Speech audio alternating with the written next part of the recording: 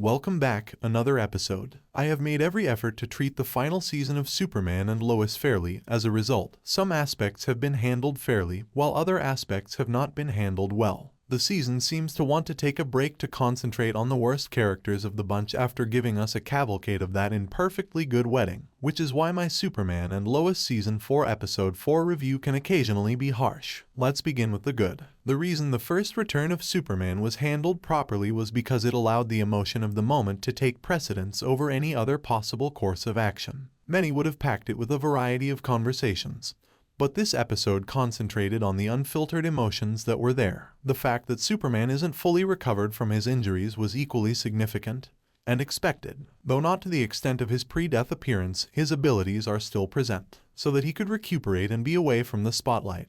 They skipped time so that Luthor wouldn't come back for him. I wish they had given this more attention since, as a pivotal wine confession scene later demonstrated, there was a lot to be gained from it. Rather, we had a wedding that nobody requested. I reviewed last season for another website, so I know you weren't all here, but I absolutely loved Kyle and Chrissy's relationship. In essence, they said, let's pair these two people together in the most coercive manner possible because they are single. They devoted most of this episode to demonstrating that these two are awful together on both sides of the issue. They went to a wedding in a hurry. They then discovered that they had only hurried in after Chrissy had suffered severe emotional distress. Kyle attempted to convey that he simply wanted to have a family again, and that he had done nothing wrong in the past. In addition to the fact that it occurred as it did, I detested this because it detracted from many other, much more significant, or far more interesting stories. In addition, Lana and a few other important characters weren't present for the full show. Where had she been during this whole ordeal? Particularly when Clark is discovered to be back and she isn't. The Jordan side of things came next. It seems that for the past 3 weeks, he has been sulking once more while listening to the audio tape, despite the fact that it was clear why Luthor provided it to him, and so on, rather than spending time with his father or working out with his brother. Then, 2 very basic chats were all that was required to lift him out of his rut. In this series, Jordan has been one of the greatest pendulums, and it's quite depressing that they still can't get the character to go beyond himself after all this time. Yes, I agree with his idea that he needs to take a break,